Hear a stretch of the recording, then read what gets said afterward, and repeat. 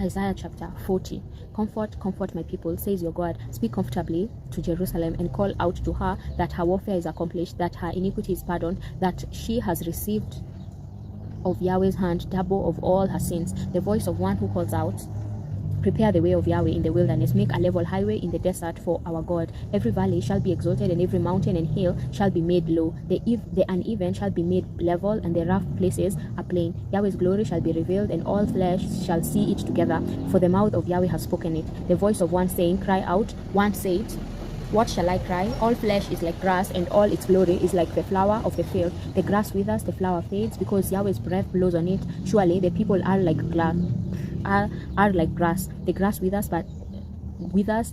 Verse 8. The grass withers, the flower fades, but the word of our God stands forever. You who tell good news to Zion, go up on high mountain. You who tell good news to Jerusalem, lift up your voice with strength. Lift it up, don't be afraid. Say to the cities of Judah, behold your God. Behold, the Lord Yahweh will come as a mighty one, and his arm will rule for him. Behold, his reward is with him, and his recompense before him. He will feed his flock like a shepherd. He will gather the lambs in his arm and carry them in his bosom. He will gently lead those who have their young, who has measured the waters in the hollow of his hand, and marked off the sky with his span, and calculated the dust of the earth in a measuring basket, and weighed the mountains in scales and the hills in a balance. Who has directed Yahweh's spirit, or has taught him as his counselor? Who did he take counsel with, and who instructed him, and taught him in the path of justice, and taught him knowledge, and showed him the way of understanding? Behold, the nations are like a drop in a bucket, and are regarded as a speck of dust on a balance. Behold, he lifts up the islands like a very little thing. Lebanon is not sufficient to burn, nor its animals sufficient for a burnt offering. All the nations are like nothing before him.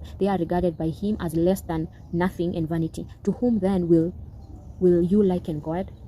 Or what likeness will you compare to him? A workman has cast an image, and the goldsmith overlays it with gold, and casts silver chains for it. He who is too impoverished for such an offering chooses a tree that will not rot. He seeks a skillful workman to set up a carved image for him that will not be moved. Haven't you known? Haven't you heard? Haven't you been told from the beginning? Haven't you understood from the foundations of the earth? It is he who sits above the circle of the earth, and its inhabitants are like grasshoppers, who stretches out the heavens like a curtain, and spreads them out like a tent to dwell in, who brings princes to nothing, who makes the judges of the earth meaningless. They are planted scarcely, they are sown scarcely, their stalk has scarcely taken root in the ground. He merely blows on them, and they wither, and the wild wind takes them away as stubble. To whom then will you liken me? Who is my equal, says the Holy One? Lift up your eyes on high, and see who has created this, who brings out their army by number. He calls them all by name, by the greatness of his might, and because he is strong in power, not one is lacking. Why do you say, Jacob,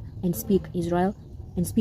My way is hidden from Yahweh, and the justice due me is disregarded by my God. Haven't you known? Haven't you heard? The everlasting God, Yahweh, the creator of the ends of the earth, doesn't faint. He isn't weary. His understanding is unsearchable. He gives power to the weak. He increases the strength of him who has no might. Even the youths faint and get weary, and the young men utterly fall. But those who wait for Yahweh will renew their strength. They will mount up with wings like eagles. They will run and not be weary. They will walk and not faint. Amen.